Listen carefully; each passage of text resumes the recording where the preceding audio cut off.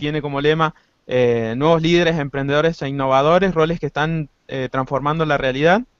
Bueno, durante estas 2 semanas estuvimos hablando sobre el tema que fue más votado, que fue la inteligencia emocional y la distinción de modelos mentales, elementos claves para un buen desempeño personal y profesional.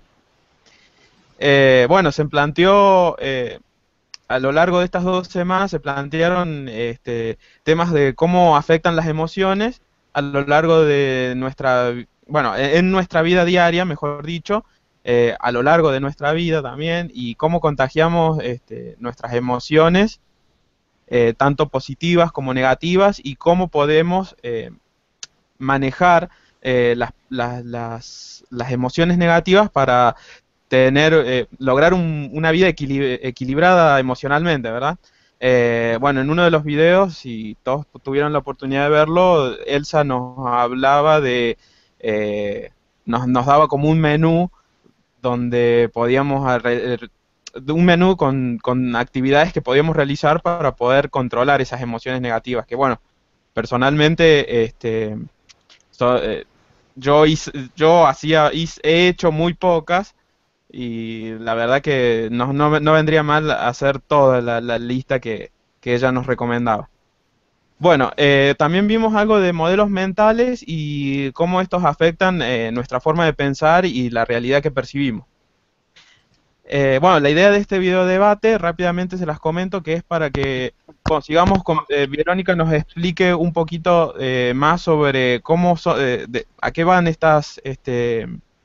de qué van estas herramientas, eh, y cómo las podemos utilizar en nuestra vida diaria y profesional, para lograr, por ejemplo, ser buenos líderes cuando nos toque manejar un grupo, o, por ejemplo, derribar esos modelos mentales que nos generan miedos, por ejemplo, para emprender un proyecto que tengamos. Bueno, em, Al finalizar, bueno, les vamos a pedir a cada uno que cierre este video debate con una pequeña conclusión de cómo ustedes aplicarían estas herramientas en su vida diaria, eh, bueno, s- para darle, o sea, qué utilidad le darían ustedes a estas herramientas. Em, y bueno, para romper un poco el hielo, ¿qué les parece si cada uno se presenta rápidamente eh, ante Verónica? Bueno, ella nos va a estar acompañando durante esta videoconferencia, ¿sí? Empezamos, si puede ser, con el participante uno, ¿puede ser? Sí. A ver, un segundo que te habiliten el micrófono. Chicos, el micrófono cuando hablen lo tienen que habilitar ustedes. Ah, bien, Arriba, ¿sí? sí. Pipi, habilitalo si podés.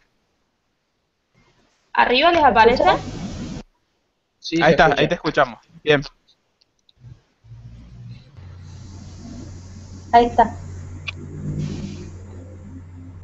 ¿Me bien, escuchan? presentate. Sí, sí, te escuchamos. Bueno, hola a todos y a todas. Mi nombre es Jessica. Estoy por recibirme de psicóloga y bueno, en realidad lo conocí a Juan Pablo, que le hicimos hueco. Y bueno, me pareció muy interesante la iniciativa, así que bueno, por eso estoy acá. Bien. No sé quién era el participante 2, si puede presentarse, active el micrófono.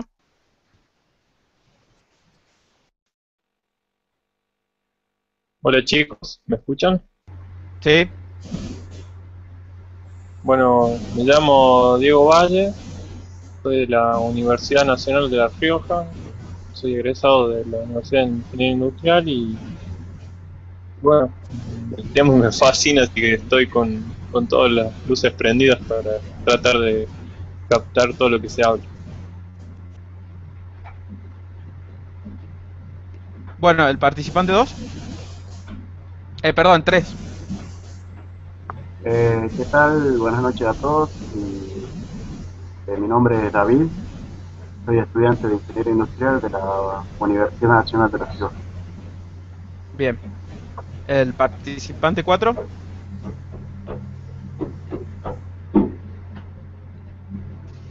Karen. No sé. No, no te escuchamos, Karen. Bueno, pasemos al participante 5, ¿sí? Mientras arreglamos lo de Karen. Hola, ¿me escuchan?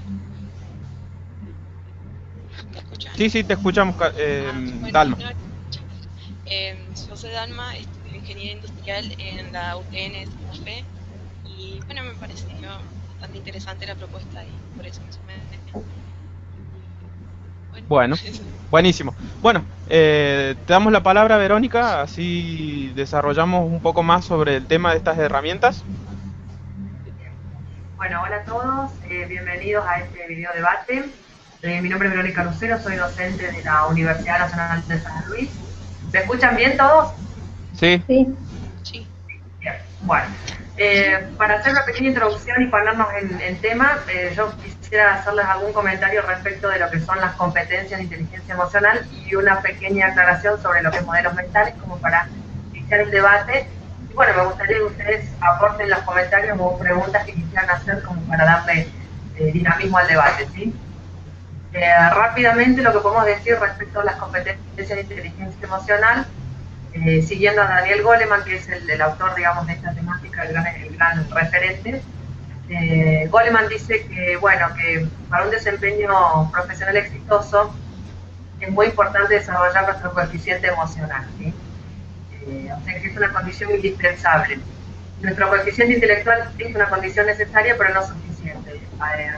Requiere, digamos, adquiere mucha relevancia el desarrollo de la inteligencia emocional, es decir, el manejo de nuestras propias emociones y de las emociones hacia los demás, ¿sí? Eso es un poco lo que sostiene Goleman y hace su desarrollo sobre esa base.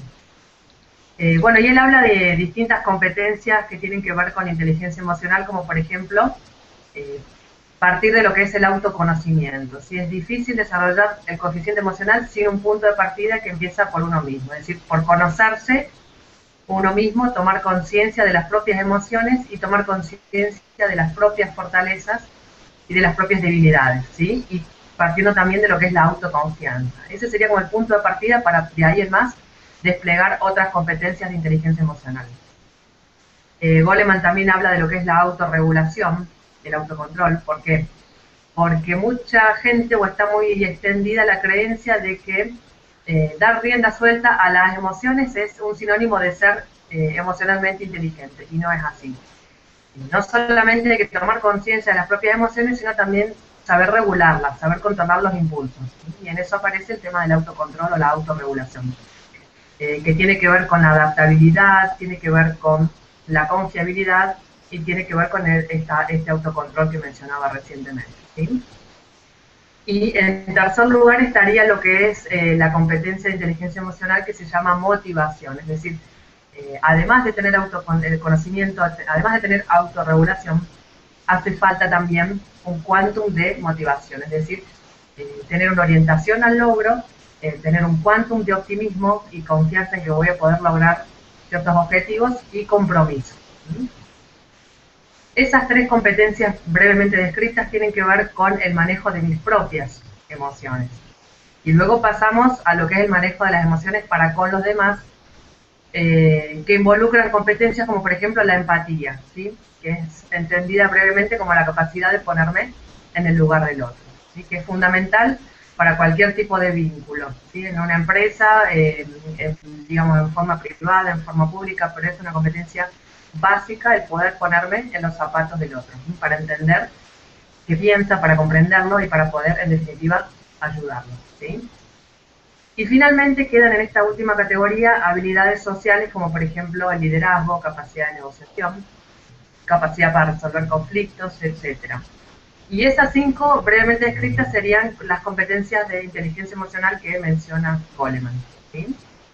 En donde yo les, digamos, compartimos con ustedes un video, no sé si alcanzaron a verlo, del experimento del malvadisco, no sé si alguien lo logró ver, pero ahí se ve un poco el experimento que realiza Goleman con niños de 4 años para ver si pueden controlar su impulso de resistir la tentación de comer el malvadisco, ¿no? Entonces tiene que ver con esta capacidad de autorregulación y autocontrol. Vos Eso, discúlpame, Verónica, perdón. Vos hablabas ahí sobre ese video, vos hiciste pregunta. una pregunta exactamente, donde, bueno, preguntabas qué creíamos si nosotros, o exponías, no recuerdo muy bien, sobre que esos niños, después se hicieron un análisis de esos niños del experimento y ellos resultaron tener una buena capacidad en la parte educativa, o no sé si Es algo correcto y así había sido. sí, sí, es correcto, Pablo, y está bueno que me lo recuerdes. Sí, Lo interesante que fue no el experimento este del malvadisco en sí, sino ver qué pasó con este grupo de chicos 14 años después, porque hubieron chicos que se comieron el malvadisco y otros que pudieron aguantar la tentación. Entonces, 14 años después retomaron a este grupo y evaluaron cuál fue su rendimiento académico. Y la pregunta mía era esa: ¿cuál creían ustedes que había sido el resultado o la conclusión a la que habían llegado 14 años después de ese experimento? Esa era la pregunta que yo dejaba flotando para, bueno, para ver qué opinaban ustedes. No sé si sí, alguno... de verdad que yo quedé sorprendido si o sea, se sacaba alguna conclusión de ese experimento, porque la verdad que me pareció un experimento que, más allá de expresar el autocontrol, no sabía que podía llegar a tener algún tipo de consecuencias a futuro. Pero bueno, me gustaría escuchar también a los chicos si alguno lo vio y quiere aportar. Bárbaro, bárbaro. ¿Alguno lo vio? Sí, sí, yo lo vi. Ajá, Eh, bien. yo creo que es bastante importante el tema del autocontrol, porque Ujú. eh, le sirvió no solamente en la vida diaria, sino académicamente también es importante por el tipo de educación que llevamos y demás. Yo creo que sí tuvo un impacto bastante importante en su desarrollo después. Uh -huh. Bien. Uh -huh. Yo creo que sí, Bien, impactó fuertemente y tuvieron ajá, mejores bien. resultados. ¿Los otros lo pudieron ver? Karen, Diego, Pablo. A ver, un segundo porque Karen tiene problemas en su micrófono. No sé si ella está escribiendo algo. Eh, a ver, un segundo. Te lo vamos a leer, Verónica, porque bueno, ella tiene un problema en el micrófono, por eso no puede hablar. ¿Los otros pudieron verlo? ¿No? Bien. Bien. Eh, bueno, a ver, vamos a darle un segundito.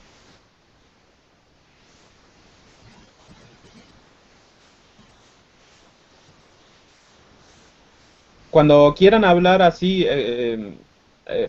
hacer una participación de lo que está hablando Verónica, les pedimos que activen los micrófonos y después los desactiven. Es en la barra de arriba, puede ser. Bueno, acá Karen me está diciendo que ella lo vio y que nunca se me hubiera ocurrido relacionar con el desempeño académico, pero evidentemente sí puede haber afectado en las relaciones entre pares. Bien, gracias, Karen. Sí, un poco va en sintonía, los resultados van en sintonía con lo que decían Karen y Dalma, ¿no? Realmente la conclusión a la que llegaron fue esa, de que los chicos que habían podido controlar el impulso, la tentación a comer el malvadisco, habían tenido un mejor desempeño académico respecto de sus pares que no habían podido resistir la tentación, ¿no? Entonces, de esa manera vemos cómo impacta el autocontrol en el rendimiento académico. Y hay toda una explicación de sustento biológico a eso, ¿no? Que tiene que ver con el funcionamiento a nivel cerebral entre la amígdala, que es el órgano que recepta la memoria emocional, y los lóbulos prefrontales, que receptan nuestra memoria operativa respecto a la capacidad de pensamiento y reflexión. no me quiero ir mucho del tema, pero tiene que ver en ese juego entre estos dos órganos alojados en nuestro cerebro para poder desarrollar la capacidad de autocontrol y dar lugar a la posibilidad de pensamiento complejo a través de la memoria operativa, ¿no? Entonces, mientras más estresados, más angustiados y ansiosos estemos, le restamos recursos a nuestra capacidad intelectual a través de los lóbulos prefrontales. Un poco va por ahí digamos, la conclusión, ¿no? Pero es cierto, es como ustedes manifiestan y que realmente impacta en la autorregulación, el autocontrol en el desempeño académico de estos chicos. Bien, sí, ahora nos queda un poco más claro. Eh, Bien, no sé si eh, abrimos el tema de las preguntas o querés seguir exponiendo algún concepto más, algún tema más. Bien, si quieren, bueno, Si quieren preguntar, perdón. sí, Si hay alguna pregunta respecto a este tema, no hay problema. Si quieren pasar a modelos mentales, no tengo problema. Eso en función de lo que los chicos quieren manifestar. Por ahí alguna duda, pregunta, o a lo mejor quieren pasar a otro tema. Eso a criterio de ustedes. Yo bueno, pregunto, ¿cuál es la idea de hablar este tema, linkearlo con modelos mentales y después debatir? Porque, o sea, entiendo el concepto, está muy bueno, pero pienso que sería muy práctico, muy útil para todos los que están escuchando consejos puntuales de qué hacer. O sea, o eso lo vemos en algún momento después, para aprovechar que estamos con este tema. Si no, si lo vemos luego no hay problema. Mira, un poco respondiendo, Diego eras verdad, tu nombre, ¿no? Sí. Sí, Diego. Digamos, en recetas, por así decirlo, bueno, no habría en el sentido de decir una regla práctica. Lo que sí puedo comentarte es que, digamos, nuestro coeficiente intelectual se desarrolla hasta cierto punto de nuestra vida. ¿Sí? O sea que una vez que se logra el máximo, no es posible, digamos, aumentar esa capacidad intelectual. No así con nuestra capacidad en términos de inteligencia emocional. ¿Qué quiero decir con esto? Que podemos seguir aprendiendo a ser emocionalmente inteligentes a lo largo de nuestra vida. Eso es algo que se aprende, que requiere práctica, que requiere paciencia, ¿sí? Es una competencia, una habilidad, digamos, un conjunto de habilidades que se pueden desarrollar a lo largo de nuestra vida. Así que requieren primero tomar conciencia de nuestra carencia, es decir, si no soy empático, si no tengo autoconocimiento, si no puedo controlar mis emociones. El primer paso es darse cuenta.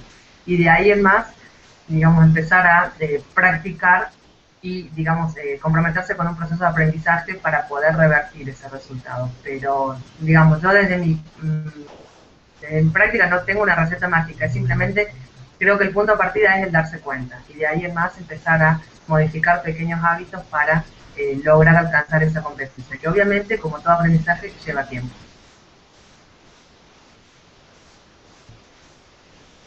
bien. ¿Alguno más quiere realizar alguna pregunta sobre este tema? Bueno, continuamos entonces, Verónica, ¿sí? Con lo de modelos mentales. Bien. Bueno, brevemente, la distinción de modelos mentales es una distinción que, digamos, se puede abordar desde el coaching y que hace alusión a que básicamente es nuestra particular forma de ver, observar y entender el mundo, ¿sí? Es decir, la particular forma de ver y entender el mundo que nos rodea. Eso está formado, digamos, el modelo mental, por lo que serían nuestras creencias, nuestros valores, ciertas inferencias que nos llevan a interpretar el mundo que nos rodea de una determinada manera. Esto es importante porque es preciso empezar a tomar conciencia de que cada uno de nosotros tiene su propio modelo mental, su propia manera de ver y entender el mundo, ¿sí? Yo hago la analogía y la metáfora del modelo mental respecto de un par de anteojos. Yo digo que cada uno va por la vida con un modelo mental como si fuese con un par de anteojos diferentes. Evidentemente, la mirada de cada uno de nosotros acerca de la realidad es distinta, en función de que de este conjunto de creencias, valores y inferencias que tenemos para ver y observar el mundo que nos rodea. Obviamente el modelo mental digamos, es algo que se va formando, se va gestando y está fuertemente determinado por lo que es nuestra historia pasada, por lo que es nuestra biología y por lo que es nuestro lenguaje. Yo acá me estoy refiriendo a términos y distinciones del coaching, ¿sí? Eh, entonces, repito, creo que la importancia de lo que es el modelo mental es empezar a pensar en términos de que cada uno tiene su propio modelo mental y que eso añade digamos, una variable compleja a la hora de interactuar con otros. Entonces, para comunicarnos con otros, para resolver conflictos, para negociar, para trabajar en equipo y para liderar, es un punto de partida fundamental para poder, digamos, vincularnos de manera efectiva con los demás, ¿sí? Sobre todo en lo que es términos de habilidades de comunicación, ¿sí? Entonces, eso sería básicamente nuestra particular forma de ver y observar el mundo que nos rodea. Bien, tiene algo que ver, bueno, los modelos mentales que nosotros nos generamos, está relacionado con algún tipo, bueno, con el miedo y como yo dije en el inicio, esos modelos mentales, eh, o sea, que son alimentados, bueno, por factores externos que nos generan el miedo y que nos hacen que, por ejemplo, ante una decisión ante tomar una decisión, por un miedo generado, no, nos perjudiquen, digamos, o sea, influyen esos modelos mentales. No sé si quedó claro mi pregunta. A ver si me explico mejor. El modelo mental es, digamos, un elemento que está presente en lo que es la distinción de observador. Cada uno de nosotros es un observador distinto de la realidad, ¿sí? Cuando digo observador me refiero a un conjunto de dominios. Es decir, cada uno de nosotros, digamos, es una conjunción de el dominio del lenguaje, el dominio emocionalidad y el dominio corporalidad. ¿Sí? Son tres dominios distintos pero que interactúan entre sí. Cuando vos decís miedo, Pablo, estás refiriéndote al dominio de la emocionalidad. Entonces, cada uno de esos dominios va a ejercer influencia en nuestra particular manera de ver y entender el mundo, claramente, ¿sí? Pero ya llevado más al plano de lo que es el observador que cada uno de nosotros está haciendo en todo momento. Y yo creo que lo comenté en el foro, la importancia, digamos, de las emociones, que son algo reactivo que aparece frente a un hecho, lo distinguía de lo que son los estados de ánimo, en donde los estados de ánimo tienen una mayor permanencia en el tiempo respecto de las emociones, y son los estados de ánimo los que nos predisponen favorable o desfavorablemente hacia ciertas acciones. Si yo estoy en un estado de temor, es muy posible que esté paralizado para la acción. Diferente de si estoy en un estado de ánimo de entusiasmo y optimismo, tengo mayores chances de alcanzar los objetivos que me propongo. Entonces, es importante pensar cómo esos estados de ánimo nos condicionan a favor o en contra para alcanzar determinados objetivos de resultados. Bien. ¿Alguno quiere hacer alguna pregunta? Bien. Participante 1, Jessica. Activa tu micrófono. Ahí, ¿se escucha? Sí. Bueno, Verónica, vos hacías una analogía entre los anteojos y los modelos mentales, como planteando que el modelo mental va a ser una especie de anteojo a través del cual vamos a percibir, observar lo que sucede alrededor, ¿no? Entonces yo quería sumar un poco, agregando el tema de la cultura, que también va a influir a la hora de percibir un hecho. Y cuando Pablo habló del miedo, pensé en la influencia que tienen otros aspectos, como por ejemplo los medios de comunicación, que también influyen, aunque no nos demos cuenta, pero influyen constantemente en nuestra forma de evaluar, bueno, la realidad. Exactamente. Sí, por eso la importancia de nuestro propio juicio y nuestra propia observación y nuestra propia interpretación, ¿no? Más allá, digamos, de las sugestiones que podemos recibir respecto a los medios de comunicación que nos muestran error. Esa es la importancia de una observación crítica de la realidad donde yo pueda tener mi propio juicio de valor y no un juicio de valor inducido por los medios de comunicación, como bueno, pasa hoy en día. Creo que hoy en día está más claro que nunca esto que se está planteando, ¿no?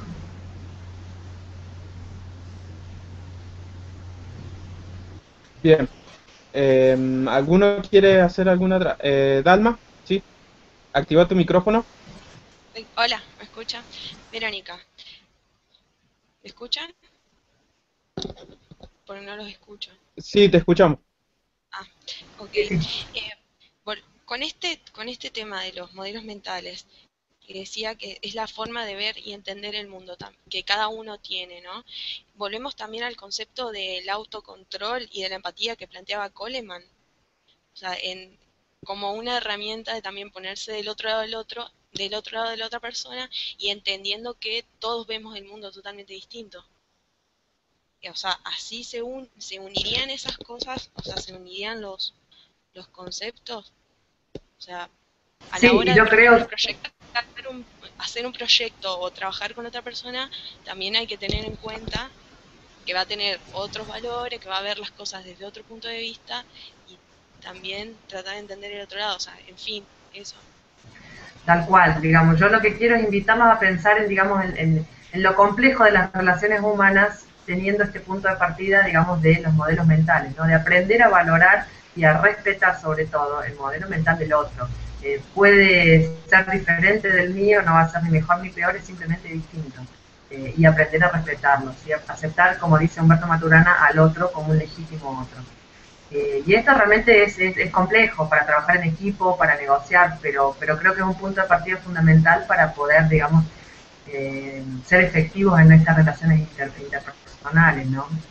Y yendo más a tu pregunta de cómo vincularlo con inteligencia emocional, quizás también para mí sería también importante, vos mencionaste autocontrol y autorregulación, creo, también a través de la empatía, ¿no? De, digamos, si yo sé que el otro piensa de manera diferente, bueno, puedo, a través de la empatía, salirme de mi propio observador y ponerme por unos minutos en la piel del observador del otro.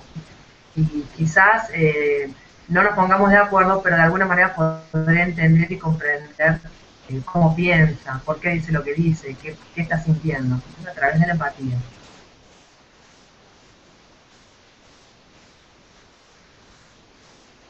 ¿Sí? Em, perdón. Sí, yo quería, ¿se escucha bien? Te, escu- Hola. te escuchamos, te escuchamos. Ah, bien.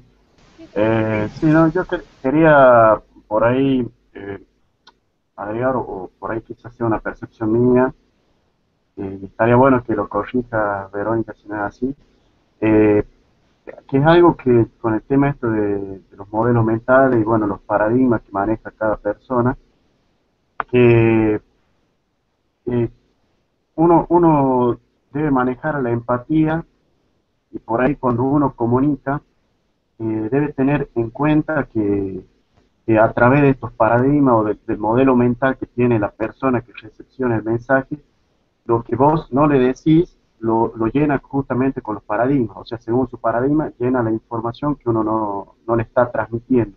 Entonces, me parece que hay que tenerlo muy en cuenta a la hora de comunicar algo. Era solo eso. Eh, correcto, David, ¿era tu nombre? Hola.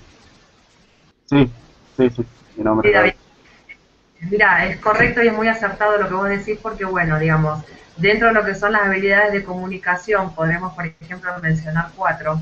La expresión eficaz, entendida como la capacidad de dar un mensaje claro. La asertividad, entendida como la capacidad de decir lo que tengo que decir, buscando el momento y cuidando la relación con el otro. La escucha activa, que es muy importante, que es esa escucha atenta, estableciendo contacto visual con el otro, sin interrumpirlo y realmente mostrando genuino interés en escuchar lo que el otro me va a decir. También está la empatía dentro de las habilidades de comunicación como una habilidad muy importante para tratar de entender al otro. Porque es cierto esto que vos decís, hay un quantum de subjetividad en cada uno de nosotros a partir de los modelos mentales que por ahí nos lleva a malinterpretar el mensaje que el otro nos quiere dar o a dar por entendidas cuestiones que a lo mejor no están dichas, ¿sí?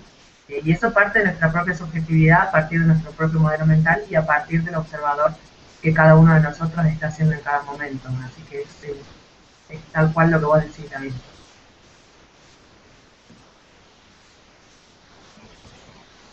Bien. Bueno, Sí. yo un poquito linkeando todo lo que se habló, y está bueno que se conecten los conceptos. Quisiera hacer como, digamos, un aporte a esta idea. A mí, como personalmente, me gustan mucho estas clases de lecturas. Leí un par de libros que están buenos al respecto, y, y tienen ese patrón, ese punto en común, o ese camino. Me tengo que analizar a mí mismo, tengo que elaborar, digamos, una introspección para ver cómo estoy yo mismo, conmigo mismo, y después ahí voy a poder adquiriendo cualquier herramienta o las que pueda aprender, interactuar con los demás. Esto del modelo mental que menciona Verónica es fundamental. Está muy relacionado con esto. ¿Por qué? Porque ese modelo mental se me fue formando desde chico. O sea, fue todo lo que más me dio desde chico, y digamos, la interacción con los demás es fundamental, y no tan solo va a ser algo de visión o de opinión, no, todas mis decisiones, mis acciones nacen desde ahí. Por ejemplo, yo si inconscientemente fui criado, no sé, en un ambiente muy familiar, que me enseñaron a priorizar mucho la familia. Llega un momento de mi vida que tengo que tomar decisiones para ser, por ejemplo, un poco más egoísta o hacer otras cosas. Eh, mi, mis decisiones, en base a mi paradigma de priorizar la familia, no van a estar tan orientadas con lo que yo pueda perseguir personal o individualmente. Ahora, bueno, eso es yo encerrado en mi ser y escuchando mi propia voz. Eh, si alguien viene y me critica de la manera que sea, eh, me dice, che, ponete las pilas, esto que estás haciendo, qué sé yo, es bueno, pero está viendo desde su paradigma, desde afuera, que por ahí no es tan bueno. O sea, por ahí hay que dar, no sé, fijándonos en un punto, digamos, de ese punto de vista, de un camino que yo quiera seguir, capaz que no es bueno o no es el adecuado, no sé si catalogar de malo o bueno. Y bueno, pero yo como tengo este modelo mental tan instalado en mi mente, en mi ser, me siento como invadido. O sea, me dice, ¿qué le pasa a este tipo que viene, que se piensa que voy a dejar, no sé, voy a dejar de pensar en la familia? O sea, eh, ahí está la clave para mí. Yo denoté este patrón puntualmente. Tratar de no sentirse invadido por la diferencia de modelo mental. Hay que entenderlo como tal, o sea, lamentablemente no podemos siempre, digamos, aceptar las críticas como buenas o como fructíferas, porque realmente es por ahí muy invasivo, porque uno expone sus debilidades. Para mí eso es clave. Uno cuando llega a aceptar sus debilidades, o porque inconscientemente, para mí, en el fondo todos sabemos dónde metemos mal la gamba, o dónde por ahí tenemos que haber tomado decisiones distintas, pero saber aceptarlo y no tener miedo a quedar expuestos hacia nuestras debilidades es fundamental. Esto va a hacer que yo ya, bueno, está bien, se dieron cuenta que, no sé, tengo otras prioridades o que pienso de esta manera, bueno, capaz que el punto de vista del otro me va a servir para construir un poquito mejor, o agregarle una pieza más a esto que yo estoy armando, y me va a servir para mejorar. O sea, yo pienso que es una práctica muy difícil, como bien dijo Verónica. eh, es algo que se va a aprender con el correr de los años, pero para mí es fundamental saber analizarse con un nivel de sinceridad y de aceptación a uno mismo. Es un puntapié inicial para empezar a escalar todo esto que conlleva a la interacción con los demás, y está muy relacionado con el otro tema, digamos. Eso va a hacer que yo ya tenga otra manera de aceptar los puntos de vista de los demás, entienda que los puntos de vista de los demás probablemente también tienen un nivel de encierro que yo, con mi punto de vista, le puedo aportar algo a esa persona y así construyendo. O sea, siempre alguien dice algo desde su experiencia y ese, digamos, es el paso siguiente. Para mí esto es clave, o sea, tratar de analizarnos a nosotros mismos con un nivel alto de criticidad y aceptando nuestras debilidades es fundamental. Y el resto lo vamos aprendiendo, pero para mí eso es clave. Por lo menos a mí profesionalmente, personalmente, en un montón de cuestiones fundamentales, me sirvió muchísimo. Así que me parece que eso es un puntapié bastante fuerte, digamos.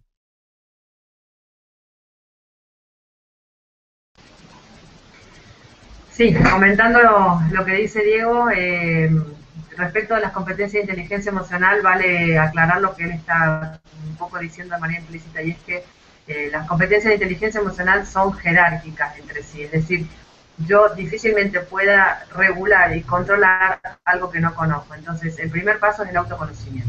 Si yo no soy consciente de mis fortalezas y mis debilidades, de mis emociones, difícilmente las pueda regular, ¿sí? Entonces, como primer paso vamos a decir que son jerárquicas y que todas comienzan y tienen como punto de partida el autoconocimiento, que es fundamental, ¿sí? Para cualquier desempeño profesional exitoso en el ámbito que sea, es un puntapié inicial. Además, por otra cuestión, digamos, de que somos personas que estamos en permanente cambio y el aprendizaje se entiende en términos de cambio. Si cambiamos, aprendemos. Si no cambiamos, no estamos aprendiendo. Y para cambiar el primer paso es ese, el tomar conciencia, ¿sí? Y también me queda dando vuelta algo de lo que vos mencionaste, Diego, y que tiene que ver con esto que vos decías de que el otro viene y me dice o comenta sobre mí, el tema de los juicios, que es otra distinción importante en coaching, en donde los juicios son estas apreciaciones que hacen los demás, y si algo somos los seres humanos, somos máquinas de emitir juicios, estamos emitiendo juicios todo el tiempo, acerca de nosotros y acerca de los demás. Entonces, ¿a partir de qué? A partir de estos modelos mentales diferentes que tenemos, ¿sí? Y esta manera de ver del mundo de manera distinta. Entonces, está bueno también saber que esos juicios pueden ser fundados o infundados, es decir, puede ser que el otro pueda demostrar que ese juicio, digamos, está fundamentado en una autoridad que posee, o puede que sea infundado, ¿sí? Entonces, ¿qué quiere decir esto? Bueno, tú puedes también, digamos, tener razón o no, ¿sí? Pero también permitirnos la duda respecto de lo que el otro dice acerca de nosotros. Creo que también son cuestiones a tener en cuenta. Sí, quería hablar Pablo Fernández.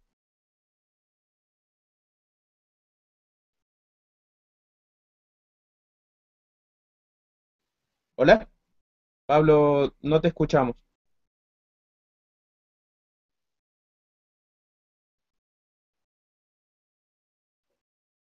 No te escuchamos, Eh, Pablo. Hola, Pablo. Bueno, no te estamos escuchando, Pablo. Si podés activar el micrófono. Lo tiene activo, pero no Ah, se está bien. escuchando. Eh, bueno, Pablo, si querés hacer alguna consulta, pregúntamela por chat. Yo se la leo a Verónica, por lo menos hasta que arreglemos el inconveniente. Em, Karen me decía que, dice, yo creo que en cualquier ámbito es indispensable una buena comunicación y para eso es necesario, perdón, y para eso, perdón que me están llegando y para eso es necesario tener un buen manejo de nuestras habilidades sociales y teniendo en cuenta este concepto de modelo mental, hacer uso de lo que es la empatía, poniéndonos en el lugar del otro y sabiendo entender determinadas situaciones. está todo relacionado. Yendo por el lado de lo que es el autocontrol, muchas veces tal vez queremos comprender las situaciones de los demás, pero nuestras emociones no nos lo permiten en cierto contexto. Entonces me gustaría preguntarle a Verónica cuál sería un buen método para autocontrolarnos. Perdón, voy a presentarla porque ella no tuvo tiempo de presentarse por el inconveniente del micrófono. Ella es Karen Jarzún de la Universidad Católica de Salta. Eh, Respondiendo un poco a lo que plantea Karen respecto del autocontrol, es indispensable como primer paso, vuelvo a lo mismo, el darte cuenta, ¿sí?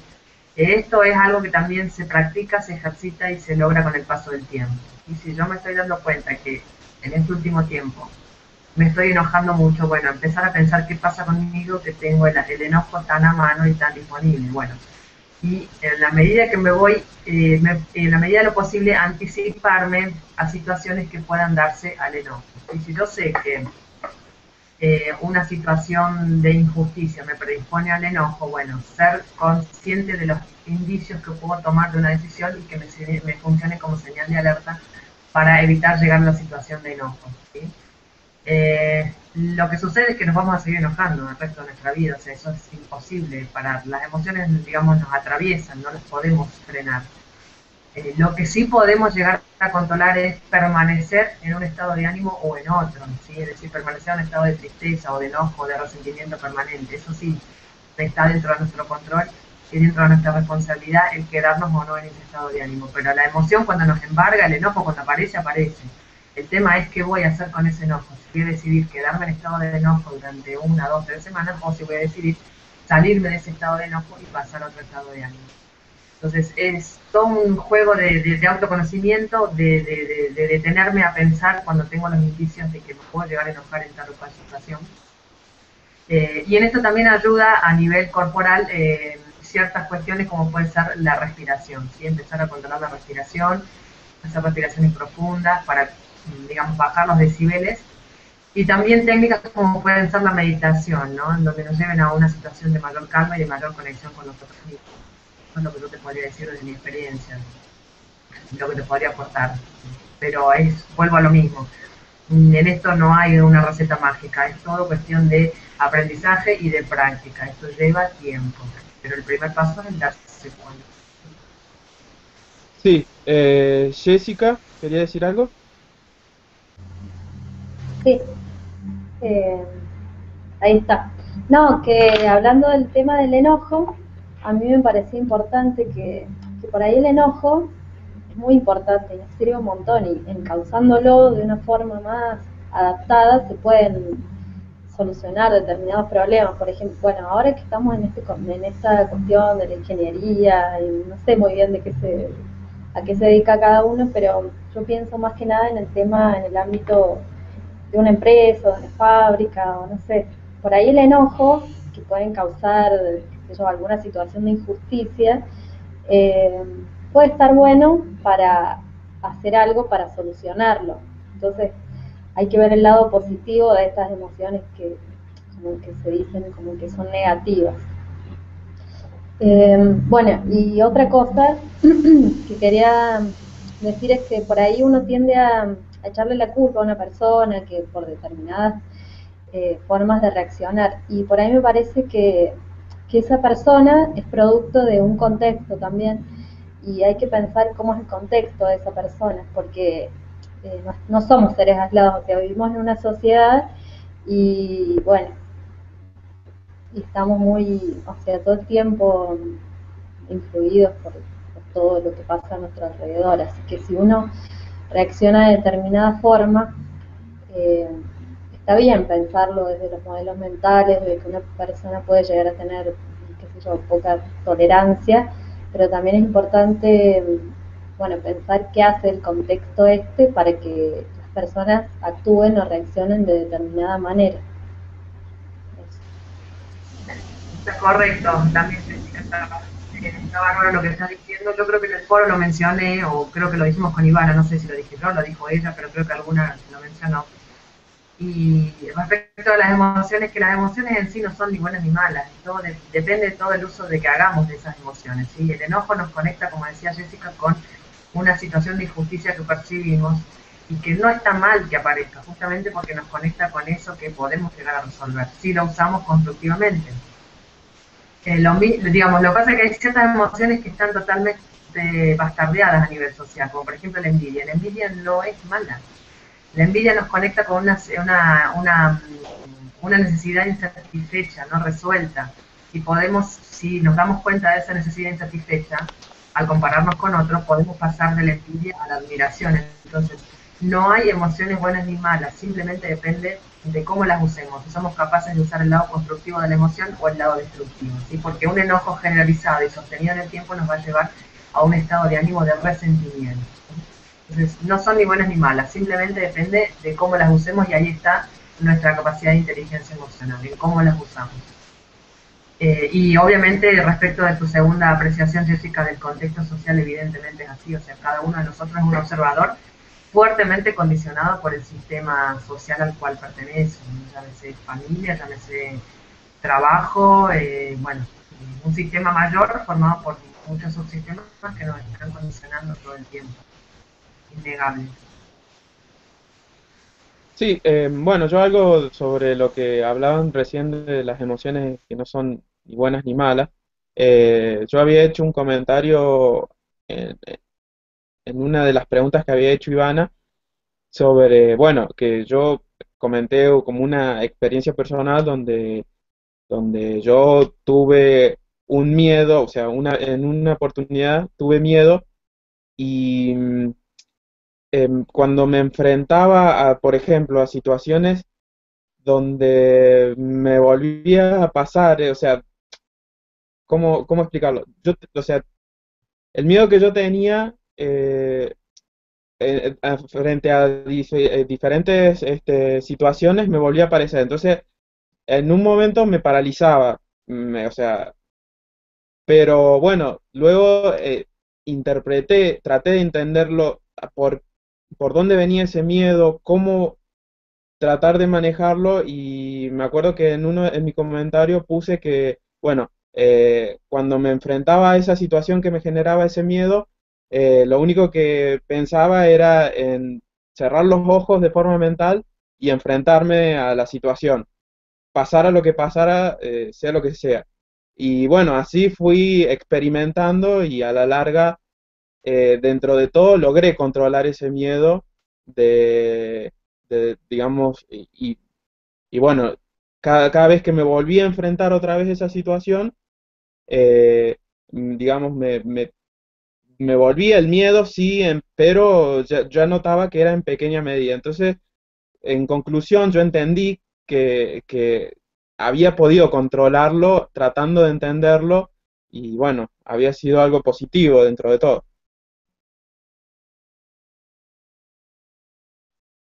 Tal cual, te habías dado cuenta de cuáles eran las situaciones o los indicios que te predisponían a, digamos, situaciones de temor, ¿no? Que es un poco lo que yo les decía. Claro, Uno ya con el tiempo y con el autoconocimiento y con la experiencia que va adquiriendo, digamos, va conociendo esas situaciones en donde puede surgir la alarma del temor, ¿sí? Que el temor como emoción nos está indicando que hay una situación de peligro respecto de la cual nos tenemos que resguardar, ¿sí? Esa es un poco la señal que nos transmite el miedo. bien. Y bueno, eso es parte de ese autoconocimiento que te decía, así como uno también aprende a conocer su cuerpo y a saber qué pasa con su cuerpo. Bueno, acá es lo mismo respecto de las emociones, ¿no? Bien. Bueno, Pablo Fernández, que recién había querido hacer un comentario, bueno, no le había podido funcionar el micrófono. Acá te leo lo que él quería comentar, era acerca de lo que había comentado Diego sobre los paradigmas y de cómo una persona se va formando desde chico.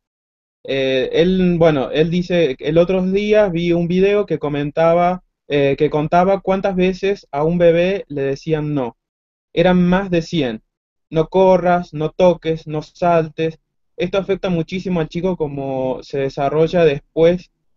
eh, Esto afecta muchísimo al chico, como se desarrolla después, tiene miedos. No se anima a hacer nada por sí solo, eh, como que pierde la capacidad que podría tener para desarrollarse. Ese era el aporte que hacía Pablo Fernández.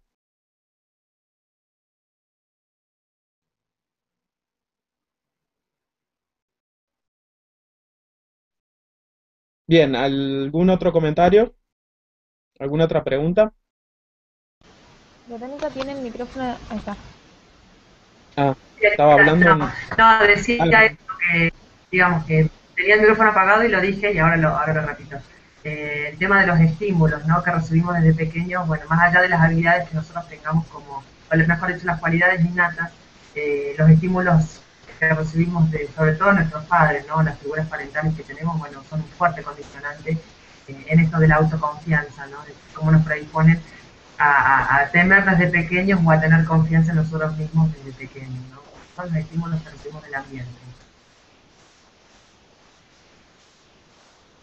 Sobre ese tema, viendo, bueno, el video los otros días de cuando Ivana publicó los videos ahí en el foro, hablaba, bueno, en una parte sobre un experimento de un mono, que al mono, bueno, lo habían creado como estructuras, una metálica, donde el monito iba a amamantar, y bueno, en función de ese experimento que mostraba el video, donde se hablaba sobre lo importante del desarrollo de las emociones cuando somos chicos, a mí me surgió la pregunta, ¿qué pasaría si bueno, o qué pasa, mejor dicho, cuando un niño se cría en un entorno de constante emociones agresivas?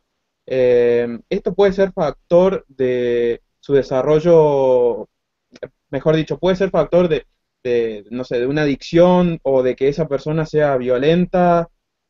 ¿Tiene algo que ver? Y sí, totalmente. Va a ser un condicionante muy fuerte. No quiere decir que la persona finalmente termine siéndolo, es mi opinión, ¿no? No quiere decir que termine siéndolo, pero va a ser un condimento y un condicionante, una variable muy fuerte para que la persona, digamos, termine en una situación de ese estilo que vos planteas, Pablo. ¿Sí? Yo creo que va a ser muy, muy fuerte, sobre todo si lo recibe desde muy pequeño. Bueno, digamos, sería una persona criada en un ambiente, por así decirlo, tóxico, ¿no? Con estímulos de este tipo, en donde, bueno, es muy probable que no vea un sentido en su vida y, bueno, termine en una adicción, en una situación de ese tipo, ¿no? O sea, es muy probable que termine así. No va a ser el único condicionante, pero es un condicionante muy fuerte para que finalmente desemboque en ese tipo de situaciones. Bueno, los chicos de CL quiere hacer un aporte que ella pertenece al equipo de difusión del Congreso. Hola, Verónica. Sí, lo que yo te quería. ¿Me escuchas? Sí, sí, te escuchamos. Sí, sí, sí. Ah, bien. Lo que yo te quería preguntar era lo siguiente. ¿Cuáles son las, digamos, o cuáles pueden ser las actitudes que tengan los padres, los hermanos o la familia cuando son niños o cuando son adolescentes que puedan hacer de que después sean más líderes, que sean más innovadores, es decir, que sean más creativos y todas esas cosas, que puedan aportar de Básicamente, esa parte?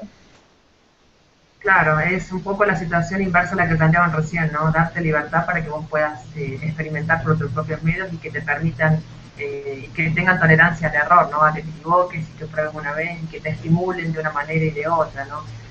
Yo creo que, bueno, el liderazgo es digamos, una habilidad que, digamos, o puede estar ya innata en vos o la puedes desarrollar y se nutre de distintos tipos de factores o distintos tipos de poderes, digamos, hay líderes carismáticos, hay líderes basados en la experiencia, hay líderes basados en la información, hay líderes basados en los contactos o las conexiones que tienen, digamos, hay distintos tipos de poderes o influencias que alimentan el liderazgo como habilidad.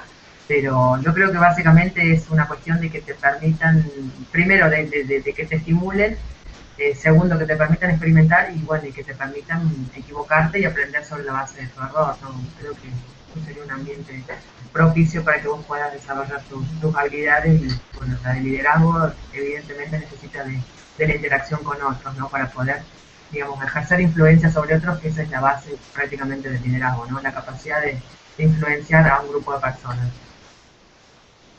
Ajá, bien, gracias. Bueno, bueno, Karen me hace un aporte de lo que yo había hablado sobre, bueno, dice que en el video, y esto yo no lo recordaba, que después del experimento que se realizó con los monitos, em, bueno, ellos después descubrieron que el monito también tenía problemas inmunológicos y de digestión. O sea que, bueno, también afectaría toda la parte física, digamos, eh, criarse en un ambiente en esas características. Es que, Eh, permitime un aporte, sí, Pablo, es un poco lo que yo les decía sobre el observador entendido como esa confluencia de dominios en los cuales uno es el lenguaje, otro es el cuerpo y otros son las emociones. Si tus emociones, digamos, están siendo, digamos, si está pasando eso a nivel de tu emocionalidad, evidentemente eso se va a ver reflejado en tu cuerpo y en tu lenguaje. Lo mismo que tu lenguaje impacta en tu cuerpo y en tu emocionalidad, y así se da esa interacción entre esos tres dominios, ¿no? claro. Entonces sí es esperable que tu cuerpo... Sí, perdón, Jessica, bueno, hablaba de que me está acotando también acá que también se hablaba de, de la importancia de la curiosidad como un motor para conocer y explorar, que, bueno, más o menos es lo que vos también hablabas. Sí, y es el impulso de curiosidad el que nos permite, digamos, conocer y explorar el mundo que nos rodea, ¿no? Y es la base, digamos, para poder también aprender y resolver problemas, ¿no? El impulso de curiosidad. Que eso Bien, también depende en gran medida de los que tenemos del ambiente. claro. Bueno, el participante 5 que no recuerdo quién era, Diego, quería hacer un aporte también. Y si podemos ya ir cerrando No, para, bueno, cada uno va a ir dando una conclusión de este debate, les vamos a pedir para que, perdón, Dalma era la que quería hablar. Sí, Dalma. eh, sí, bueno, yo te quería consultar. Estábamos recién hablando de que dependía mucho de la formación desde pequeños, de la familia, etcétera.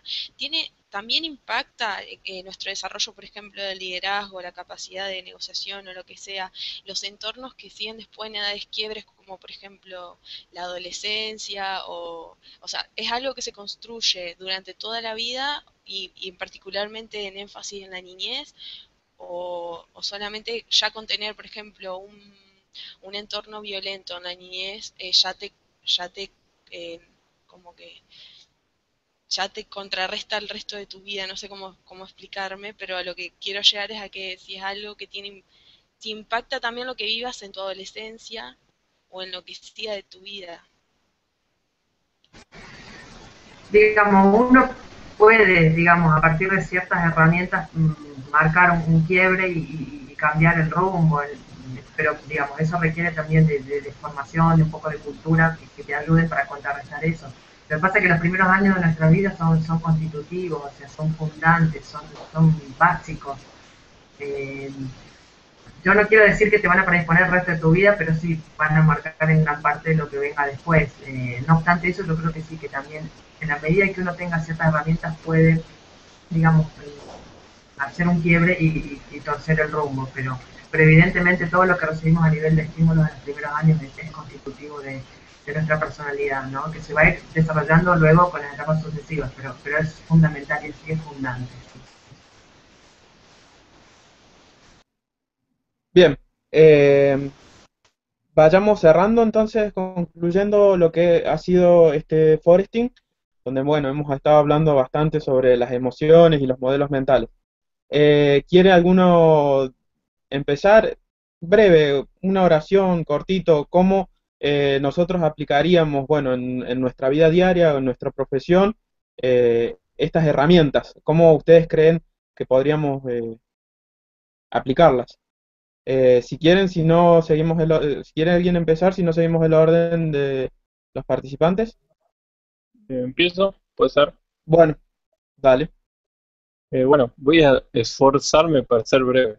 Eh, bueno, un poco siguiendo esta historia de conocerse, de entender la causa a raíz de cómo nos formamos, cómo se formaron nuestros modelos mentales y demás, eh, va, va a llegar un momento que va a ser necesario entender bien este ejercicio. ¿Por qué? Porque nosotros sobre todo en nuestra profesión, eh, va a ser muy raro que tengamos que hacer actividades muy puntuales, muy administrativas, digamos, que dependan únicamente de nosotros. Normalmente los ingenieros industriales siempre asumen roles de alguna clase de liderazgo o de responsabilidad sobre los demás. Liderazgo por ahí pensándolo en, digamos, en la jerarquía que va a tener sobre otras personas. Esto es muy importante porque si yo como responsable de algún sector, de alguna actividad o de lo que sea, eh, el ejercicio básico o digamos el factor común que va a tener cualquier actividad que yo emprenda como ingeniero, como responsable, va a ser ejecutar acción. Yo no voy a poder hacer todo. Yo si estoy a cargo de un sector de compras no voy a poder hacer todo el control de facturación. Siempre va a ejecutar algo a alguien bajo mi responsabilidad.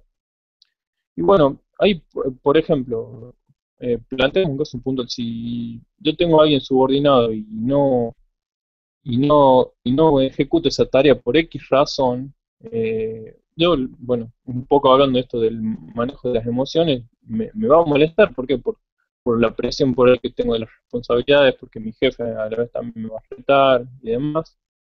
Pero usando este ejercicio, digamos, del análisis del por qué o, digamos, entender un poquito más por qué se hacen estas cosas, yo voy a tener que tratar de la misma manera que tape mis propias debilidades, entender por qué la otra persona no está cumpliendo con lo que, con lo que está estipulado. Por ahí no va a ser al nivel de análisis que me puedo hacer yo, pero vamos a tener por ahí una idea de la causa y la consecuencia de cómo funciona esta dinámica.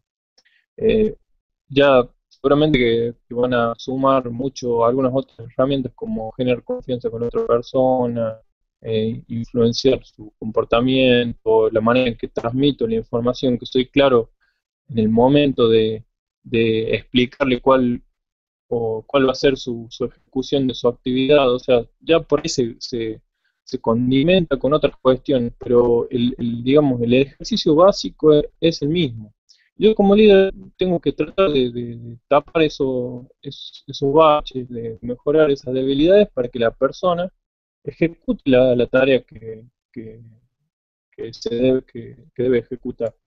Así que es, digamos, un paso muy importante y tener en cuenta que no nos debemos enojar. Capaz que nos enojamos porque es la reacción, como bien explicaba Verónica, que tenemos ante esa situación por una razón, no necesariamente negativa, pero también tenemos que entender que hay algo que se puede mejorar. Capaz la persona no le gusta, no sé, no se siente cómodo, piensa que se puede ejecutar de otra manera y no le parece y no tiene, no sé, el coraje necesario para decírnoslo. Hay que tratar de buscarle la vuelta, pero este ejercicio es fundamental. O sea, siempre que algo no pasa es porque hay alguna traba de la misma naturaleza y es nuestra, digamos, y va a ser por ahí nuestra responsabilidad, sí, porque poner, si vos ves que no lo hace, podés tomar muchas decisiones para que lo haga, obligarlo, no sé, amenazarlo con correrlo, hay muchas cosas que se pueden hacer, pero entender el porqué de que para que funcione naturalmente y aceitadamente esta dinámica es entender por qué no lo hace y está, digamos, muy emparentado con este ejercicio. Así que bueno, eso nomás. Muy bueno. Bueno, ¿alguien más quiere concluir? Bueno, Jessica, bueno, tuvo que desconectarse, pero bueno, a las apuradas pudo dejarnos su conclusión, que bueno, que ella dice que considera que es difícil analizarse a uno mismo, pero en la medida que aparezcan dificultades podemos pedir ayuda. Eso vendría a ser su conclusión del tema. No sé quién quería seguir. Sí, Yo, David, no, yo la verdad cuando se tocan estos tipos de temas, y bueno, en cuanto a la cuestión esta de que en dónde se puede aplicar, no sé, yo quizá preguntaría a dónde no se puede aplicar, porque somos seres sociables y sí o sí interactuamos con las demás personas, donde sí o sí debemos tener la capacidad eh, de, de comunicarlo o de buscar diferentes alternativas que nos puedan llevar a una solución en caso de algún conflicto. Eh, pero yo la verdad que me cuesta pensar que no se pueda, no se puede utilizar en ámbitos, por ejemplo, la docencia, donde es algo tan fundamental en el desarrollo de un país, de una provincia, o sea, en sí, de la humanidad. Y por ahí, no sé, me tocó que al menos desde mi punto de vista, desde mi percepción, eh, docentes que no pueden manejar a los chicos que el día de mañana van a ser quienes van a manejar el país. O sea, eh, por ejemplo, en algo tan sencillo, o sencillo uno, no sería tan sencillo, pero sino básico y fundamental, eh, no se vean estos tipos de, o se los vea tan superficial, la verdad es que es increíble que no se toque. Como yo había comentado una vez, este tema de la inteligencia emocional podría solucionar muchísimos problemas. Yo daba un ejemplo como la violencia, esa capacidad de poder no reaccionar no ser tan espontáneo y ponerse en el lugar del otro para poder comunicarse bien.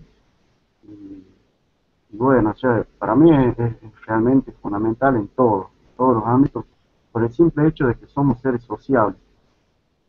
Sí o sí deberíamos, me parece que al menos en la escuela o en alguna parte de nuestra vida, eh, poder al menos desarrollar lo básico de lo que es la inteligencia emocional. Yo lo creo fundamental, todo eso. sí, de verdad que es un tema muy útil y creo que, bueno, uno de los chicos que participó del Foresting dejó algo eh, plasmado, una pregunta de cómo podemos nosotros aprender más sobre todo esto. Bien, Cele, va a hablar Cele, que va a decir la conclusión de Karen. Sí, acá estoy. ¿Me escuchan? Bien, Karen puso. ¿Me escuchan? Sí, te Hola. escuchamos. Sí, sí, sí. Ah, bien. Karen puso, como conclusión yo quiero decir que en principio no me llamó la atención el tema, pero porque no entendía bien de qué se trataba. Pero ahora que nos adentramos de alguna forma a lo que es la inteligencia emocional y los modelos mentales, me parece sumamente importante practicarlo y desarrollarlo, para aplicarlo en cualquier ámbito, ya sea laboral, teniendo en cuenta el liderazgo, la resolución de conflictos y por sobre todo el trabajo en equipo o en el ámbito familiar.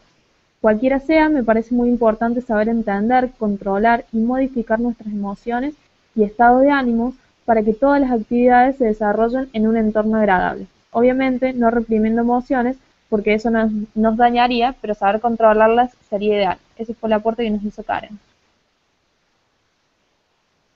Buenísimo. Gracias, Karen. Bueno, Pablo, a ver si podemos escucharte la voz. No, no, no hay forma. No, no te escuchamos. Bueno, él dejó escrito su conclusión, que es una pena, Pablo, que no puedas leer, no puedas hablar. Bueno, yo voy a leerle la conclusión que él dice que, bueno, para mí, de estas herramientas, la más importante y que muy poco se utiliza es la empatía, el ponerse en lugar del otro. El comprender y ser comprendido es fundamental y sobre todo para tener una buena relación a largo plazo. Ese sería su aporte. Gracias, Pablo. Eh, Quedaría, bueno, Dalma. Bueno, yo quería aportar que también, aparte de la empatía, yo creo que es sumamente importante el autocontrol.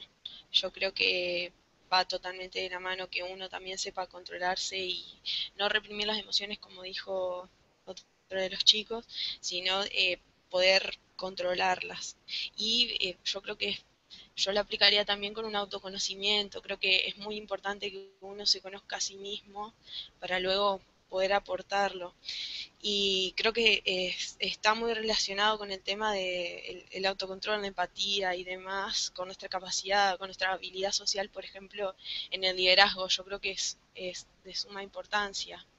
Yo creo que lo aplicaría con autocontrol, empatía y autoconocimiento, más que nada. Y me parece, aunque parece un tema totalmente, o sea, la gente es como que no sé si no le interesa o nadie se pone a fijarse estas cosas, pero creo que es un tema sumamente importante, tanto los modelos mentales como las emociones y nuestra inteligencia emocional. Yo creo que por ahí mucha gente no sabe más o menos de qué se trata, pero creo que es de suma importancia porque no solamente es aplicable en un entorno de escuela o lo que sea, sino plenamente en nuestro entorno laboral. Se supone que como ingeniero industrial vamos a trabajar con gente y es de suma importancia que uno sepa tanto ponerse en el lado del otro como saber cómo tratarlo, cómo llevarlo, cómo establecer una relación y creo que es de suma importancia para nuestro trabajo como ingenieros. Y eso no. Bueno, muchas gracias, Dalma. Bien, Verónica, te cedemos la palabra para que, bueno, vos des la conclusión final.